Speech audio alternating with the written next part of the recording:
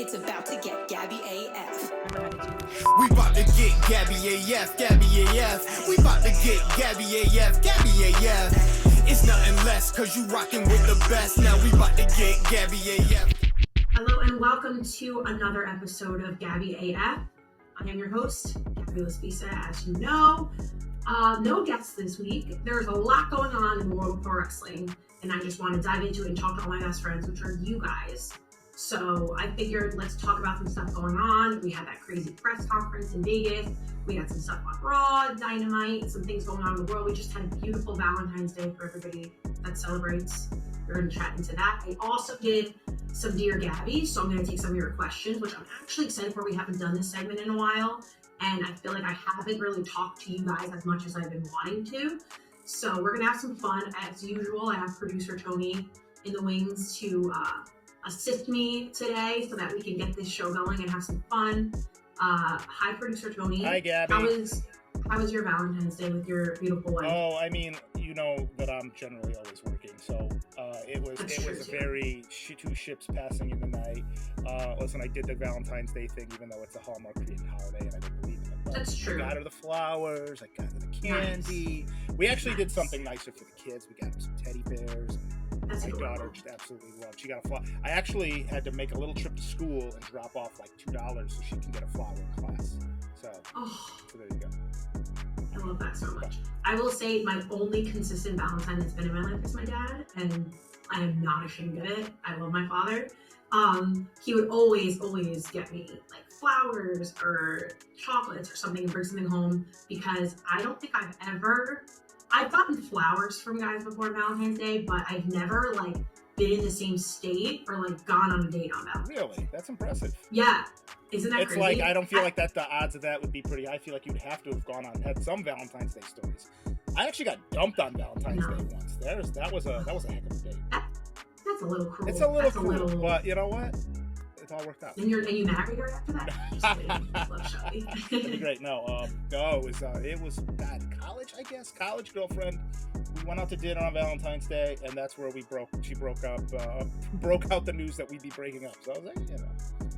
Listen, there's never a good day to break up, I guess. I felt like maybe on Valentine's Day it's a little bit worse, but at least maybe she just didn't want you to get her gifts and stuff, so she was like thoughtful enough to like, before you buy me the flowers, just know I'm dumping your ass. I don't know if I even bought her flowers. Maybe that's why I got dumped. Well, that's a good thing. You already knew. I'll say this. You know how I know it worked out for the best? Because as you know me, a major sports fan that works in sports media, I had never really not watched the Super Bowl, and all the time I've been, a conscious human being. Mm-hmm. And that year I actually did not watch the Super Bowl to take her out on that date. And so I'm sorry. So that would have been Valentine's Day. It was that year. So the Super Bowl was before Valentine's Day to, tell a boring story. But yeah, I skipped the Super Bowl. It was Colts Bears. It was Peyton Manning's first Super Bowl. I actually, I know, how old am I? I took her out we went bowling, and that's the only time I've ever not watched the Super Bowl. And like football is like my favorite sport. So you know what? Anyone that would prevent me from watching the Super Bowl is not the right woman for me anyway. So there you go. So it all worked out. No, I mean that's good. But I was gonna say you you don't have like worst Valentine's Day date stories. You have nothing like that. No, I don't think people realize like I am the quintessential single girl, like in the weirdest way. I guess it's not weird, but like I've really never been in a crazy serious relationship. I've kind of had more so like flings, I would say. So one of the most serious ones I had actually didn't live in New Jersey. So if I wasn't flying to like go see him, he would just send me flowers, beautiful flowers, like always roses and like a nice card or something on Valentine's Day. But we were never in the same like state for Valentine's Day. I also wasn't going to be like, it's Valentine's Day, fly me out, because it's not as important as like other major events. Like I would rather you fly me out for my birthday or something if it's going to be special. Like Valentine's Day, I've always said this about Valentine's Day. I would rather get flowers or chocolates or whatever, just because you're thinking about me on a random day, as opposed to a day where we're told you have to think about me and buy me something. So like that's always been, I tweeted out too. I'm like, can we make like pizza instead of flowers a thing? Like send me a heart-shaped pizza. Like that to me is like, holy shit, you're the one for me. Like if you send me a pizza or you just buy me food, like DoorDash me, like, oh, I was thinking about you. I got you a burrito, DoorDash you like your favorite burger. That's the most romantic fucking thing anyone can ever do. Like that's all it takes for me to be like, okay, like I'm all in. But also never happened. I think I'm pretty simple in that way. But yeah, never happened. Never had a date on Valentine's Day. And listen, it is what it is. I hope everyone knows, especially if you were alone on Valentine's Day, like, it's all good. Like, it's fine. It's okay to like not have a significant other at this time in your life or whatever, because save a lot of money. Save a lot of money. But Valentine's Day also, like, you know, there's so much pressure. I feel like, especially on social media, you see these couples doing these like crazy things, or it's everything on social media is just to, it's for show. It's all bullshit. It's all for show. At the end of the day, it's all for show. And listen, I'm happy for these couples that are in love. There's so many pro wrestling couples that I think are beautiful, and I love them to death, and I'm so happy for them. But just because you don't have one doesn't make you any less than as a person. And it's just another Wednesday. And, you know, there's other people in the world that love you. I'd rather have genuine love for my friends and family than be in a relationship that sucks. Listen, I know people that are in relationships that aren't good, and I'd rather be alone. Yeah, I mean, I'll say that's my take on it. For the pro wrestlers that, you know, because I you know what, I do enjoy that they share a little bit of their, you know, personal lives with everyone. But you also have to remember that, like, in a lot of cases, now some of them work together, so they're probably with each other like all the time, but some of them don't work together and they're traveling all over, so it is a way to kind of just show a little bit more affection to a partner they're not, you know, seeing every day. Maybe, I don't know, that's right. I did binge watch Love and WWE, the Bianca Belair and Montez show, and they've quickly gone up the ladder of like one of my favorite couples. I don't know why, I like them they're so likable. I watched it on Hulu. I binge watched it. It was like the easiest watch of my life. They just went episode to episode. So it was like super easy. But I don't know if you guys have watched it. Obviously, Ms. and Mrs. is like, I feel like the mecca of the couples that have made it on TV, because they're just so entertaining. And I think that they just put out, like, they've been together like 17 years or something. They just posted, which is why it's a long time. And they're such a beautiful couple. Obviously, you have Becky and Seth, and you have like these other mega star couples. Cody and Brandy was another one that they had their show. I thought that was super entertaining. So like, I just kind of love to see it. I love to see the behind the scenes stuff, because I think it takes strong people to date pro athletes, because it's like I love pro athletes. I don't know if I could end up together and like marrying one. It's just a lot that goes into it. And to be a pro athlete yourself and then to date a pro athlete, I just think is wild. Like, that's just a crazy life to live. And like, it's just, you're traveling so much. So hats off to that, and happy Valentine's Day to all those beautiful couples, because I hope they got to spend time together. What about billionaire, world-renowned musical stars that date pro athletes and end up all over your television? I know where you're going with this. Oh my God, don't even get me started on pop stars, because I know where you're going, and I'm not having my rant about this because I've done it enough and I had to deal with it all weekend. But my favorite part of Super Bowl weekend in Vegas was the press conference with The Rock and Roman, Cody, and Seth. Because I thought like the last 5 minutes of that press conference was better than like a pay-per-view. Like the dirt and the tea and the sass and the drama is like better than shit that I watch on Real Housewives. Like when he slapped Cody across the face, I don't think I've ever been angrier. Like for Cody in my life, I want to be like, Cody, punch The Rock back in the face. Like, I was so angry for him, but it was so good. And the best part really was the interaction when The Rock walked backstage with Triple H. Triple H looked at him, like, the drama and just like heel Rock is just so good. Like, listen, you know how I feel about it. Obviously, I love Cody, but what they're doing for WrestleMania is just so special, and it's just perfect how they're playing this out. And then on SmackDown, you know, when you had Triple H come out and be like, really? Like, I called the shots here. Like, you could say what you want, but this is what I'm deciding. And, you know, just leading into now Raw, where Cody talks back with his promo and he's like, I'm going to slap you back now. And like, it's just so beautifully done. And people were mad about it for Cody, you know, and I think we were right in trusting Cody to trust the process and trust Cody to see, like, wait and see what happens, because this is just so good. And it's, what are we, like a month out? Like, no, a little more than a month out of Mania. We still have Elimination Chamber coming up. Like, I've never been so invested in like a WrestleMania, I will say, and what's going on. And I think it's just so smart how they're doing this, because I've never hated The Rock more. And like, that's what you want, right? You never want to be angrier at a star that is The Rock. I don't think The Rock necessarily wanted to be hated coming back to the WWE.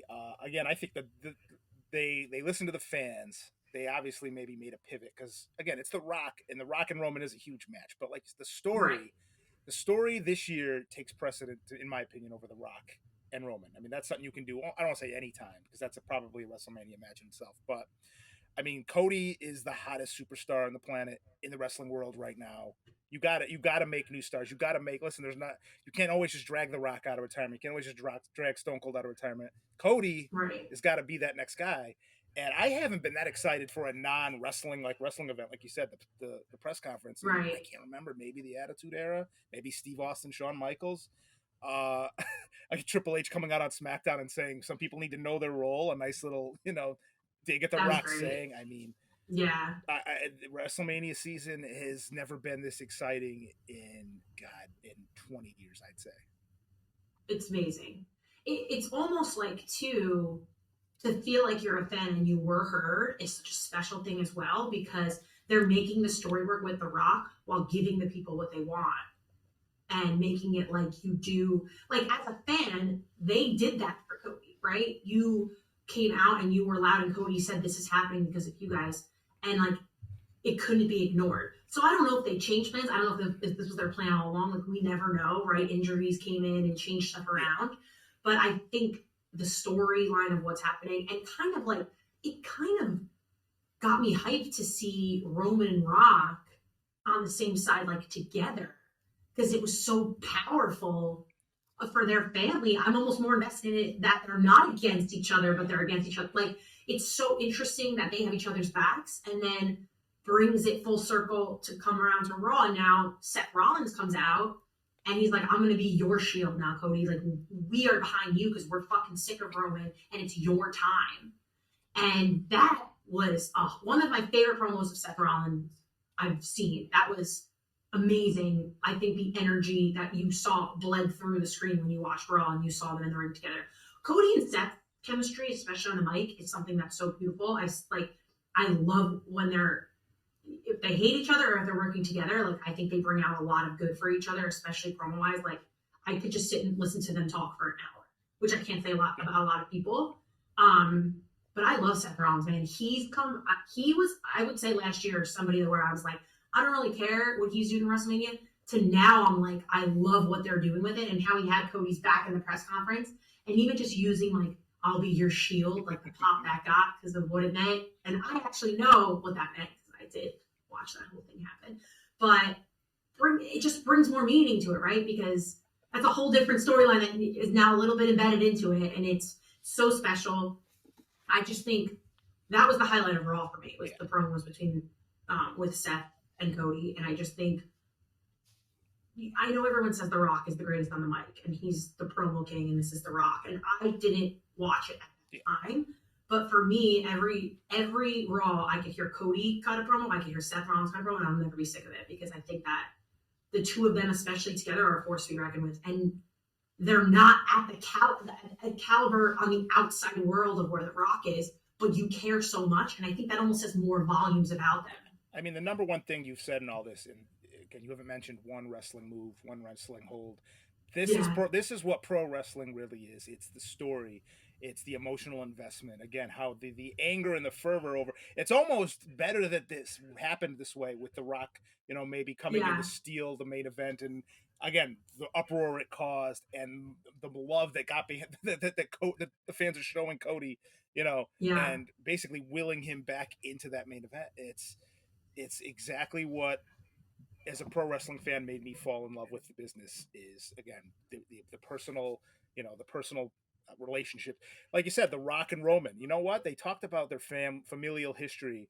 You could have thrown Rock and Roman together as just a random match and still a big deal. Right. But yeah, like you said, now that they're together, we're going to see a relationship on screen, build. And then when that match actually happens, it's going to have much bigger meaning now. I think it's going to make it mean more for Cody, which is even something we didn't see coming, right? Like, him finishing the story. I hate to say finishing the story because everyone says finishing the story. I just think it's crazy. But like, him finishing the story and beating Roman is going to mean more now with The Rock involved, because that will put Cody at a status and like a level where we didn't even know was possible. And listen, as fans, for 2 years, we were crying for The Rock to come back, right? We were like, where is he? You know, and when it was in LA last year, we're like, it's got to be The Rock Roman. And then we fell in love with Cody. We're like, no, Cody's got to win. Then they brought you back in for a whole nother year after he lost. And now they're giving you what you want with Rock. And the way that they swerved it to make you happy, but also make you hate him, I've been on a roller coaster of emotions, I will say. I don't even know what to do with myself. I went from the Rumble, where I was almost crying out of happiness because Cody won twice, to then The Rock showing up and I was pissed, to then really being pissed at The Rock, to now being like, okay, well, I love The Rock because because now Cody's going to be involved, and then he slapped Cody, and then I fucking hated The Rock. Like, there's so much. I've been on a roller coaster of emotions. And then Valentine's Day hit and I had no date, so it was a roller coaster of emotions for me. Well, if our listeners listen to last week's episode with Dala, with AJ Francis, we know that you didn't have a date for Valentine's Day because the guy you were talking to didn't know who Cody was, and you axed him. That was it. Yeah. Out of here. He was just on the roster, and he was axed. Because here's the thing, and I will say this to this day. Listen, we make jokes, and I joke about it, whatever, but I don't think I could be seriously dating somebody if they didn't care about the things that I care about. And this is my life now. You know what I mean? I'm going to be watching Raw on Mondays. I'm going to be watching Dynamite on Wednesdays. I'm watching SmackDown on Fridays. You don't want to hang with that, or you don't want to hear why I feel these kinds of ways. Like, you're out. Cut them loose. There will be others. I'd rather be alone with my dog watching the shows. And listen, I've gotten all my friends into it, and it's fun. Like, it's always fun to get people. I like to watch the reactions of people who I get into pro wrestling now, because it's so innocent and it's so pure, and I was that one time. And now that I'm in it, I think differently, which I blame everybody else for, not myself. But, you know, it's been almost 6 years, and wrestling is so great because you can get into it at any time and have an opinion. And that's what I tell my roommates and my roommate and, you know, her friends and my friends when we all watch together. It's just so much fun. But yeah, I think if you don't know who Cody Rhodes is at this point, what are we going to talk about? No, I mean, what's there to talk about on a date? You know what I mean? Life? Oh, life. Kids, marriage? I'm not talking about that shit on a date. No. Nothing important. I'm going to talk about your job. My job's probably way cooler. We're going to talk about my shit, not yours. Yeah. You know what I mean? I mean, and don't bring up The Rock as a movie star. Bring up The Rock as a wrestler, and then maybe we can have a conversation. Oh, man. Maybe we should do a little historical deep dive heading into WrestleMania. Show Gabby some of the best of The Rock. Like the vintage Rock. Because, again, when The Rock was in his prime in late 90s, early 2000s, he was just, untouchable on the mic. Again, it's no shock that he became such a big Hollywood star.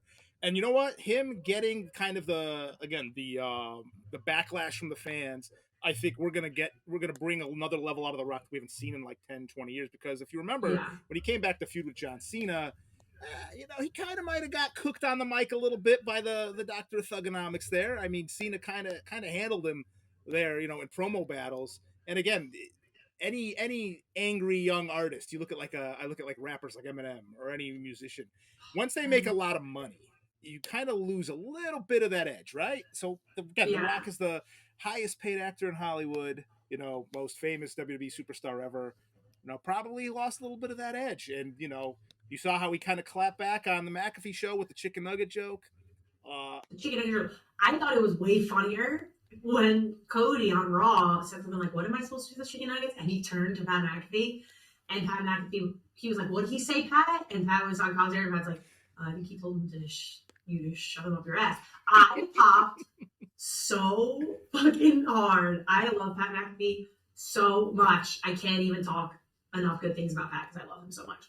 But that made me laugh so hard. And it's amazing how and that's the beauty of The Rock. He goes on the Pat McAfee show, which is huge, and says all these comments to where things are now trending to then bring it back to Raw. That's something that can't just happen with anybody. You know what I'm saying? And that's what he brings to the table. It's that star power, and it's going to make Cody winning, because he's going to win, that much bigger and that much more important, and it's going to push him even farther than we want to see it, because Cody's going to be the guy to carry the title every week and be the champion and show up and show out. Roman's not even really doing it. Roman's not doing that as much as people want it, and they're getting a little sick of it. So Roman's done an amazing job. I just think if there's anybody that's going to do the dethroning, it's going to have to be Cody at this point. And I mean, I'm excited for a potential Rock Cody match. Let's get that on the books. I mean, and you know what? I know he's out. The injury bug definitely, is always sad when it comes to WrestleMania season. But with so much attention, again, centered around Cody and The Rock and Roman and Seth, maybe it's almost, I don't want to say better that a CM Punk's not around for this, but CM Punk's got a history with The Rock. We kind of saw that in that promo he cut with Cody, a few weeks back. Maybe when CM Punk comes back, there's a way to integrate him into this story as well. I mean, again, there's so many ways you can go with this. And again, I know the wrestling business is hot again when you got The Rock showing up on, probably one of the top daytime sports talk shows in McAfee. I got friends who've been lapsed fans for years texting me, wrestling stuff. It's like everyone's getting really excited. So no, it's great. The Rock's back. We're happy The Rock's back. We didn't want you taking the main event, but it looks like we're going to get something better out of all this anyway. I'm a girl who likes options. I like to switch it up. I against my better judgment wasn't going to trust, and I trusted, and I think I'm going to be happy come WrestleMania. So we still have Elimination Chamber to get through, so that's exciting. Man, that's the thing we haven't even talked about. There's a pay-per-view coming up, Australia, and what's going to happen there. We're getting a challenger for Seth. We're getting a challenger for Seth. We're going to get the challenger for Rhea after Elimination Chamber as well, because you got all these women coming into. We haven't even talked Mommy. Mommy's. I don't want to see Mommy lose anytime soon, but I do want to see. I mean, and this is the thing too. I think they're hinting at it going to be Becky Rhea, so much to the point where if it's not, I might be a little bit disappointed. If it wasn't someone else going up against Rhea now at WrestleMania, that's just my take on it. I think that match would be great. I would like to see Rhea retain. Who are the fans rooting for in a Becky Rhea match? I think that's a Philly crowd. I don't know. I could see more fans because again, Mommy's over. I mean, I don't. She doesn't. Dude, she's so over. I went to that show at MSG before she was in like a triple threat match or something, and the holiday show, and they didn't even announce the first or second girl that was coming out without chanting Mommy like throughout the entire place. So like you want to talk like someone over, like she got the cheers and the chant that she gets is insane. And the fact that she's so young and she's killing it as much as she is, like I don't want to see her lose anytime soon. But it's Becky Lynch. She's made history at WrestleMania before. So I think it's going to be an epic showdown between the two of them. And I think you're just going to get a great match. Like that's a match where it's like, okay, buy into it emotion-wise. Of course you would, but it's Becky fucking Lynch. Like that's going to be a phenomenal match. And that's going to be such a good match between two powerhouse females that I'm going to be wanting to watch as opposed to like, oh, just something thrown together for WrestleMania. And listen, I think Bayley E. I'm very invested in Bayley E. I don't think I loved how they panned that out. I kind of guesstimated that I thought that was what was going to happen. I did pick Bayley as my winner. I was right. I love Bayley, and I'm hoping Bayley's going to win and become the new champ because I think she deserves it, and this is her time. And apologies to Bayley if you're listening, but you're not. I'm sorry that the Niners couldn't pull through for you because we were going to party. Bayley's definitely listening. Bayley was a esteemed guest of the show. She loves she's Bailey AF. She loves Gabby AF. It's my girl. But yeah, I love 49ers her. Did not come through for us. We were all very sad. I was cheering for her. But listen, I think it's got to be Becky. But I think there's a lot of other women in the Elimination Chamber. You got Bianca showing up. Liv's going to be there. A lot of favorites in the WWE universe. A lot of girls that can also step up to the plate and perform. I just think they're leaning so much towards Becky. It might be a disappointment if it's not. But guys, we have a problem. Recent studies have shown that testosterone levels are falling in American men. Low T is linked to depression, low sex drive, and weight gain, so it's important to stay on top of it. You could go to a TRT clinic, but it's expensive, awkward, and in most cases, not necessary. You just need to stimulate your body's own natural testosterone production. It's time to check out the Ultimate Test Stack at LegacySupps.com. The majority of testosterone release occurs while you sleep, which is why the Ultimate Test Stack features their best-selling sleep aid, Recovery PM. Test X9 stimulates testosterone, T-Assist inhibits estrogen, and Recovery PM gives you the best night's sleep you've ever had. You're gonna feel like a new man after trying the Ultimate Test Stack for 30 days. If you don't believe me, check out all the verified 5-star reviews on Top Rated. Legacy Sports Nutrition is founded by 3-time world champion and SmackDown general manager, Mr. Nick Aldis, and 11-time women's champion and future Hall of Famer, Mickie James. And they personally use these products themselves. If you need more assurance, they're NSF certified, third-party lab tested, and made in the USA in an FDA-inspected facility. And because you listen to this show, you can save 10% off your order at LegacySupps.com now by using Gabby at checkout. That's Gabby. That's LegacySupps.com. LegacySupps.com. It's time to level up with Legacy. Well, speaking of loving Cody got some love on AEW Dynamite this week. He did. Yeah, I mean, apparently Darby Allin had none too much to say nicely about the EVPs that currently exist. The Young Bucks, he claims they were against him getting a job in AEW, but there was another certain EVP, former EVP, that helped him get hired in AEW, and that led to some Cody chants. Because he said not Kenny. Not Kenny. So by process of elimination, who must that be? But the one and only Cody Rhodes. Yeah, I mean, I thought that was cool. I actually thought that was one of Darby's best promos, and that's something that I just wanted to put out there. He's grown on me a lot, Darby Allin. I was never like on the Darby Allin bandwagon. Obviously, he's a crazy good wrestler, and he does these crazy stunts. And I think him working with Sting is something that's just, you can't not like it because it's so cool to see the dynamic of the two of them. But I thought that was a great promo by Darby. It got me very invested in him emotionally because he talked about how he wasn't even wanted, and like, you know, he said like that first match he put on was Cutler, and then they were like, "What's wrong with Brandon Cutler?" And I popped because I thought that was so funny. But he's like the everyman, right? Darby, he's that kid who always comes back to like, I was that weird kid, no one believed in me, and I stand for all these people. That's what you love about Darby, and that's what makes him so genuine as a viewer.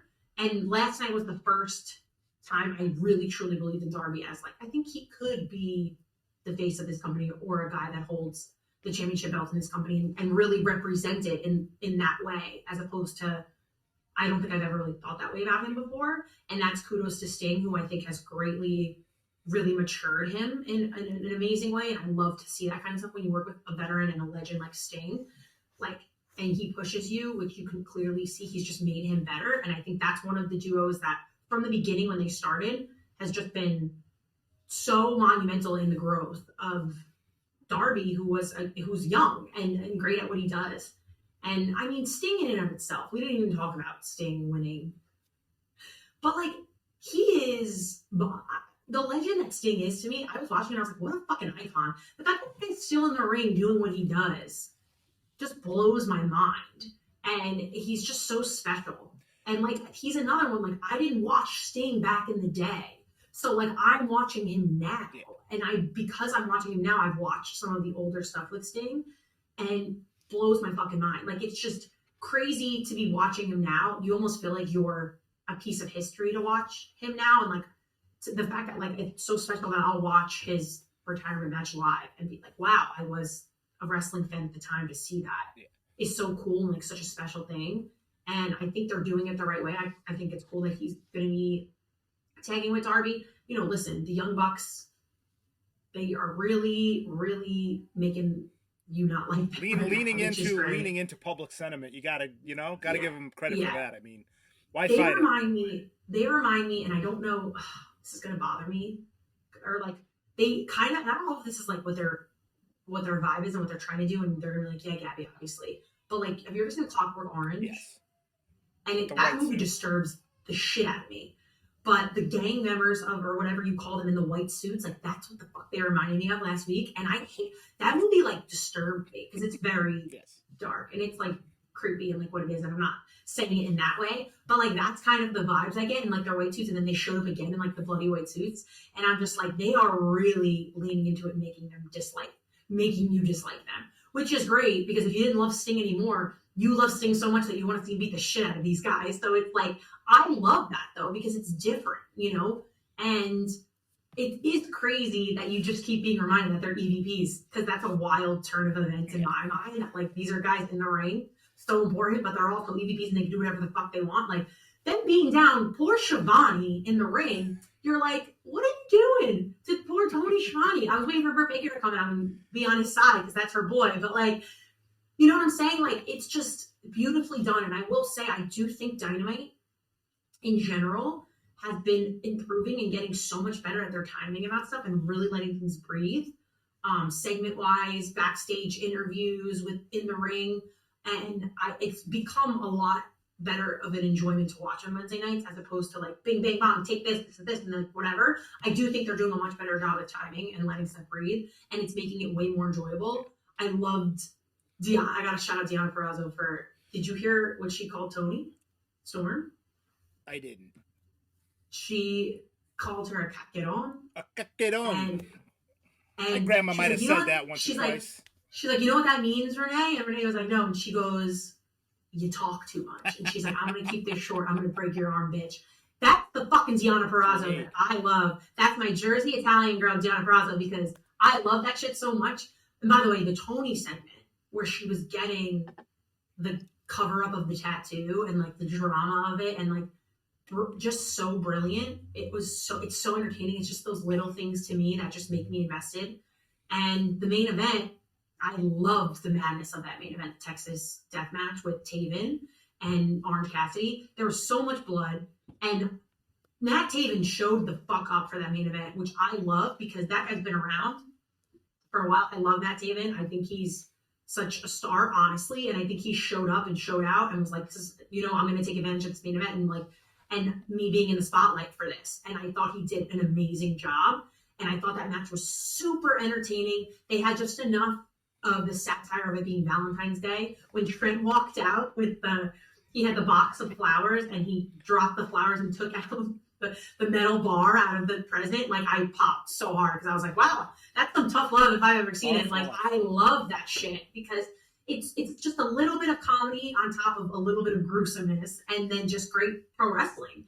And, the commentary was great on it, and you brought out everybody. You had Bennett come out, you had Trent come out, you had Roddy come out, and I think it was just great storytelling. I just thought it was super entertaining. So absolutely loved that match. And Orange Cassidy is just, he was bleeding all down his face, and Taven tweeted out, have you ever seen an orange bleed? And I wanted to be like, yeah, there's such a thing as blood orange. Like, that was the time to make the blood orange joke. But it was great. I think wrestling on every aspect, on every end, is just kind of hitting right now. And it's just such a great time to be alive. I say it all the time. It's a great time to be alive. It's a great time to be alive. It's a great time to be a fan. There's so much. The thing is with AEW and all the turbulence that's happened the last 6 months, there's such an opportunity now for a lot of those people in that locker room that maybe haven't gotten, gotten that kind of level of a push or that level of TV time. Again, a Tony Storm, who we saw in WWE, grossly underutilized. Now she's probably one of the best characters in all of wrestling. Deonna Purrazzo, obviously she helped carry the knockout division. Again, a very stacked and loaded knockout division. And now, again, being able to take that and bring it to a national TV scale. Matt Taven, again, a guy who's been, you said he's been around the independent scene forever, Ring of Honor, Impact Wrestling. And now, again, he's always had that charisma. He's always had that bit of character that could thrive in a national TV setting. So again, Darby Allin, again, working with Sting. Sting is the quintessential legend, if you ask me. Again, he gets his stuff, he gets his shine, but the thing is, he makes everyone around him look better. Yes. He lifts everyone. Again, Darby Allin, like you said, not someone I probably would have thought in terms of talking on the mic, getting me emotionally invested. He did the crazy Daredevil stuff. Now, again, anything, he just get that promo he cut against the Young Bucks. That's got me invested and excited for a match with them that, a flaming skateboard couldn't. It's wild, too. I saw some people, when they were talking about Darby Allin's promo, that they said, never bring up a name like a Cody or something. I saw a couple people talking about this, and it was saying, the problem with doing that is now it's all about Cody and it's not about Darby. And I weirdly don't agree with that because I think him talking the truth is never a mistake. I get it. Now they're chanting Cody and they're not chanting Darby, or they're not chanting Sting, or it's not about Darby at that moment. But I think in the grand scheme of what his goal was with the promo, and talking about them as EVPs. Like, this is the truth for him. This is him talking his truth and giving a little, peek behind the scenes of like, these guys didn't even fucking want me. And now they're trying to take the tag titles away from me. Like, that's a beautiful thing to me. You can't help that the crowd's going to chant Cody. You know what I'm saying? Like, and it's fine. Cody played a huge part in the start of AEW. There's no AEW without Cody, and that's the thing. I mean, you can say, yeah, you don't want to bring up Cody because again, what he's doing in WWE and stuff like that, but there is only one reason that AEW exists. It's because of Cody Rhodes leaving WWE the first time, and again, teaming up with the Young Bucks on the independent scene, joining Bullet Club, Kenny Omega. I mean, again, they will forever be, to me, the cornerstones of AEW. Cody, Kenny, and the Young Bucks. I mean, that's it. That's AEW to me. So even again, if they go and wrestle somewhere else, come back. It's like Hogan leaving WWF for WCW and basically building WCW up with an NWO storyline that like happened. Hulk Hogan was still, WWF. I mean, he was still Hulkamania. I mean, that's the thing. Cody will always be an integral part of AEW's history. There's no reason to avoid that, especially if there's, real personal issues you can, tell on TV with that. Yeah. I don't mind it at all, and I'm a casual fan watching, and I'm also a fan of all products. So like, I don't sit there and compare AEW and WWE and be like, this is better, and they're killing them, and like, blah blah blah. I don't give a shit about any of that. I like what I like, and if like, and I said this to somebody the other day, like, when one eats, we all eat. Like, this is pro wrestling. It's about the talent. It's about the story. It's about the emotion. I can like more than one thing. I think when you do connect the two, everything that Cody's done should be an inspiration in the fact that you can do it all and you can pave your way of however you want to do it. So why wouldn't someone who's like a Darby who had Cody believe in him and get him to that point say that? And like, because look at what he's doing now. It's almost like a fuck you. You didn't want me. If he didn't say that, I don't think the promo would have been as memorable as it was. Like, I don't think people would be talking about it the next day or the day after. And that was a big part of what everybody was talking about. So I don't see the problem in it. And I just think people like to nitpick little things, but that's my opinion on it. You don't have to agree or disagree, but let's laugh though.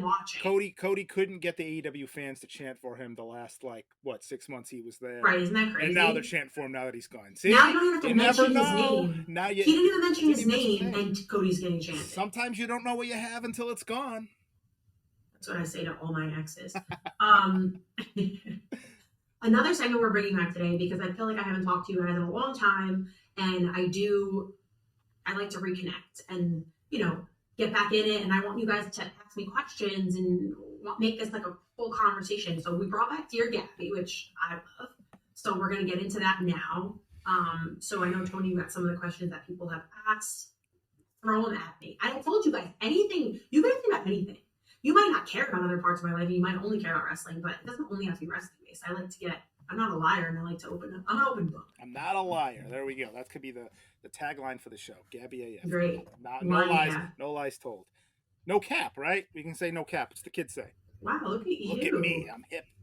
But you are. No, not at all. But here we go. Dear Gabby, what is the? That's me. That's me. That's me. If you get that reference, I love you. If you get that reference, you're old like me. Thing. Yeah, exactly. But Dear Gabby, what is one thing that irritates you and makes you respond irrationally? I mean, that's only one thing. We could do a whole show on this. Yeah. I mean, I'll take that in general, I guess, of just like, not just wrestling wise, but I guess in conversation with anybody about anything. I think I don't like when I know you're being fake. Like, if you're fake or lying, I will call you out the minute I see it. I am not that kind of person. And this is maybe why people might have issues or problems with me, but like, I don't like bullshit. And if I know you're feeding me bullshit, which I can tell, I will be like, in my own way, be irrational enough to be like, that's not true. Why would you say that? And I'll say it to you in front of other people, because if you're going to have the decency to lie or be that kind of way, like, I'm going to have the decency to be like, no, be honest with me and like, be very real, because I don't like passive aggressive shit. I'm just not that kind of person. And people say this and then they're passive aggressive. I really don't like it. And I don't like to hide behind lies or fakeness or what it is, because I don't, especially this is everything in life, in dating, in friendships. nothing comes of not being who you really are and to your core and having your opinions and being open, because it will come out at some point, and then those people will not like you at some point if they're not supposed to like you, or they'll like you if they should like you. So I always say, like, I've never put on a front to be this person who I am right now. Even when I was on other shows for talking, like, you're always going to get me. Maybe I'm a little bit more reserved, but I'm never going to lie to you. I'm never going to pretend like I'm something I'm not. And I do that in dating too. You're going to get this on a first date. You might not like it, okay? But you're going to get this person and this personality, because if you don't like it on a first date, why should I be 3 years in and then you get it? And then I wasted 3 years of my life with someone who doesn't really like me to my core. So that would make me be irrational. If I know you're lying, if I know you're full of shit, I'm going to irrationally do something. If you come after my friends or my family, I'm a very loyal, protective person. I don't like that either. I'm not really an irrational person, though, I will say. I think especially being on air and working with such great people that I've worked with, I've learned to kind of not make it about myself and be irrational unless you truly, truly have to be. So, you know, it's not a good thing to be an irrational person in this kind of space, in like media and being professional. I'm not at the level where I can be irrational yet and still get paid. Yeah. So now we're out there. when on that big of a name, I'm going to do whatever the fuck I want. None of you people are going to be able to sleep on it. But until then, I'm not there yet.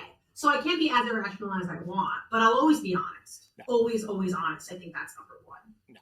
That's a good question. Can you tell, I mean, without naming names, I suppose, is there a great, like, maybe irrational moment, or, you know, where someone drove you to an irrational moment within the wrestling space in your time working in wrestling media? There's definitely times where I felt very disrespected by people. But like I said, I'm not someone I would rather brush it off if it's in a professional setting. Because these things have happened in a professional setting. You'd rather shake it off? Shake it off? We're not going there. For me, I'm not at a place where I mean, like, now I'm my own boss, I would say, but I wasn't in a place when I was in those situations where it would have been smart of me to make it a bigger deal than it was by being irrational. But I always remember those people. Even to this day, I know who those people are. They know who they are. If they said inappropriate things to me, if they've, you know, being a female in this business is, and I'm not trying to sound cliche, but there comes with the good and the bad always. And I've been in those situations before in front of other people or behind closed doors or whatever it is. And I was never in a position or a place where I felt like comfortable to be irrational, because I didn't want to get reprimanded or have the consequences of that, because it wasn't something I couldn't handle at the time. But the people that do know and the people that I work with always had my back and never made me feel like I couldn't talk to them about it. So that was kind of my safe space in it. And I'll always remember those people. And if I take this show big, or I am way bigger and I get to where I want to be, I always remember who those people were, and that they would never be somebody I interview. I will say, because then I would get irrational and just put them on the spot. They're banned as fuck. Mm-hmm. All right, our next Dear Gabby question. Dear Gabby, that's me. That's me. If you were a wrestler, who would be your dream opponent? Ooh, that's a good one. Yeah. Listen, if I could do it, I would be. I think it's the coolest thing ever. But I actually don't understand how people are wrestlers, because I think it's a crazy lifestyle. And I got in the ring one time, and it was the hardest thing I've ever done in my life. It's easy to be like, this would be my dream opponent, because like I've never been in a match before. Who would you want to match wits with on the mic? Maybe, you know, because you could definitely cut a promo. I've seen you cut a promo. Yeah. You cut a promo on me pretty much every day in our, you know, little Gabby AF production chat. Yeah, I mean, listen, my whole life is that way. I think angle-wise, it would be fun to wrestle Deanna, because we're so similar. It would be like the Jersey girl versus the Jersey girl, and we could do some kind of spin on it and be like, who's better of the two? And like, her promos are she uses words and mannerisms and stuff of like, that's how me and my friends talk. So like, I feel like that could be fun, and I love Deanna, so I feel like it would be good. If we're talking like best of the best, like I am a big Charlotte Flair stan, and I think she's like the GOAT from what I've watched.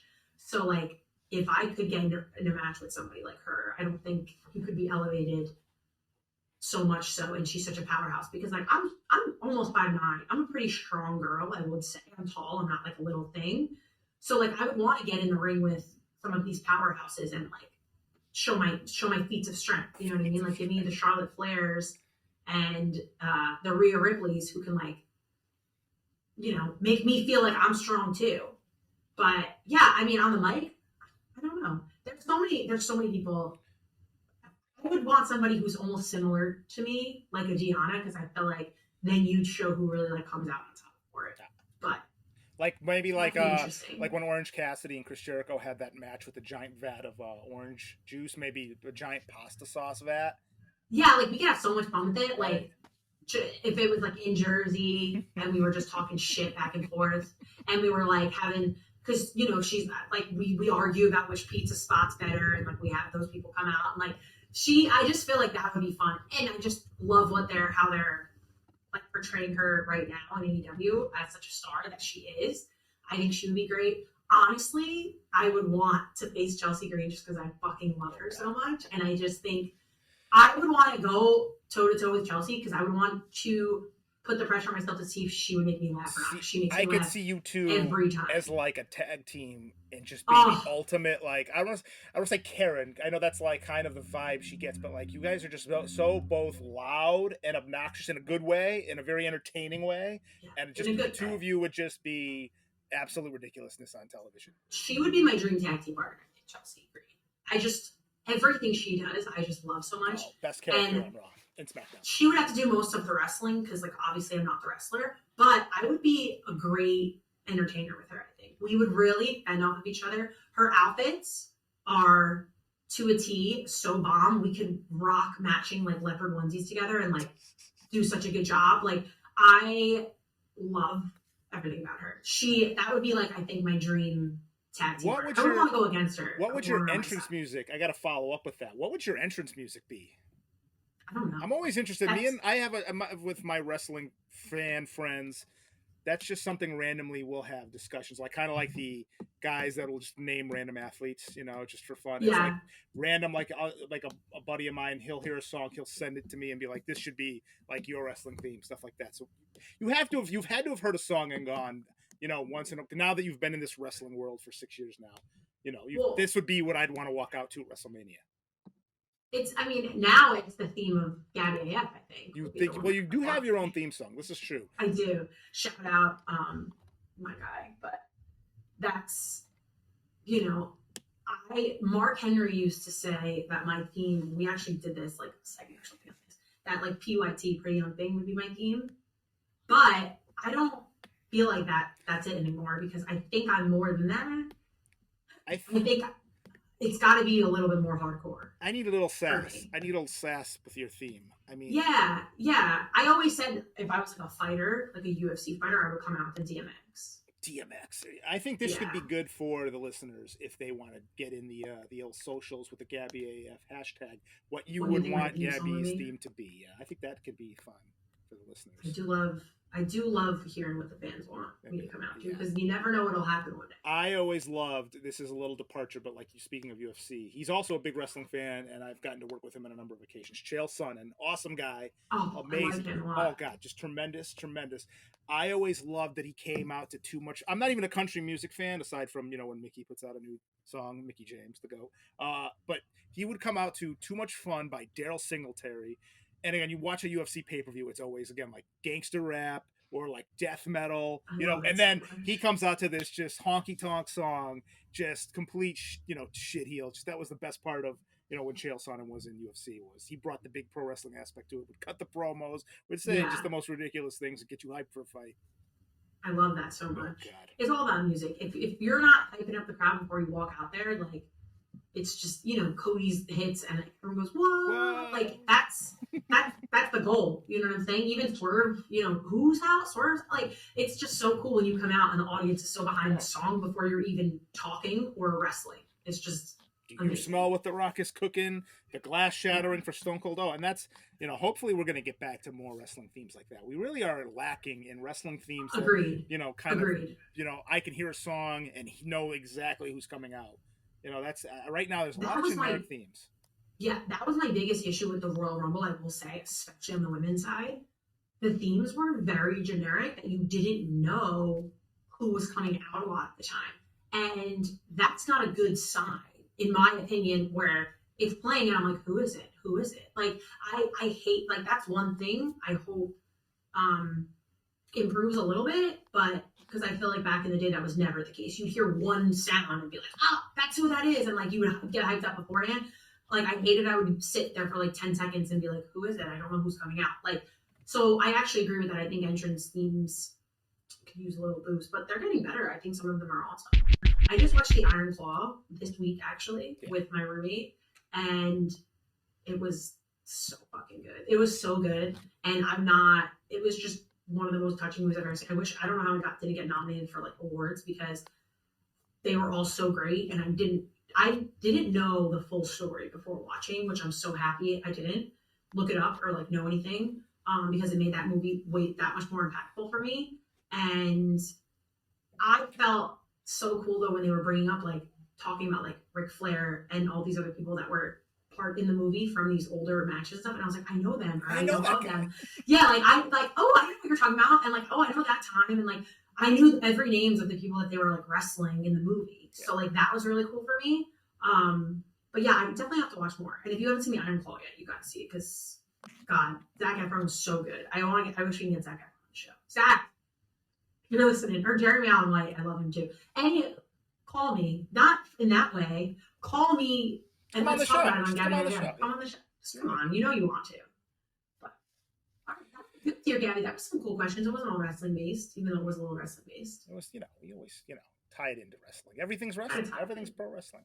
Everything's pro wrestling. I tweeted that right after the Super Bowl, and if you know what I mean, they booked that really. They booked that well. There was so much drama. They booked it well. A lot of drama. Came right down. Listen, they did well. They did well. They did what they had to do. Money wise, it was the NFL knew what they were doing. I just wish they let Taylor go up on the stage and hold the trophy up, because she was as big a part of that success as anyone else on the Chiefs.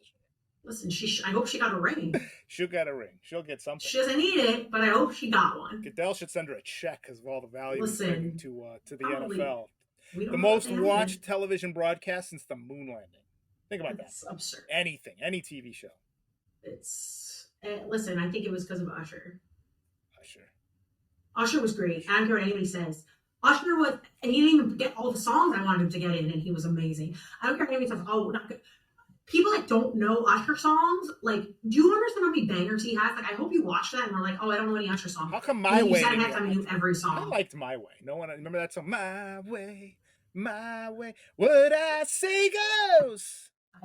I just blew out your audio. There you go. We're gonna have to cut this because I apologize again for Tony and everybody. You should always apologize. You always apologize for Tony. But anyway, this has been a great Gabby AF. I loved chatting with you guys. I miss you so much. Please hashtag Gabby AF. Tag me on Instagram at @GabLaspisa, at Gabby AF Pod, and send me some matches you want me to watch. Tell me some guests you want me to have on it sometime soon. We'll get some more guests on for sure. It's about to be. We're in it for Mania. So I just want to make you guys happy. I love having these conversations with you. Enjoy each other. Have a great weekend. Be safe. Tony, as always, thank you so much. We will see you next time. And until then, LYMNB. Love you most. No backs. It's about to get Gabby AF. We about to get Gabby AF, Gabby AF. We about to get Gabby AF, Gabby AF. It's nothing less, cause you rockin' with the best. Now we about to get Gabby AF.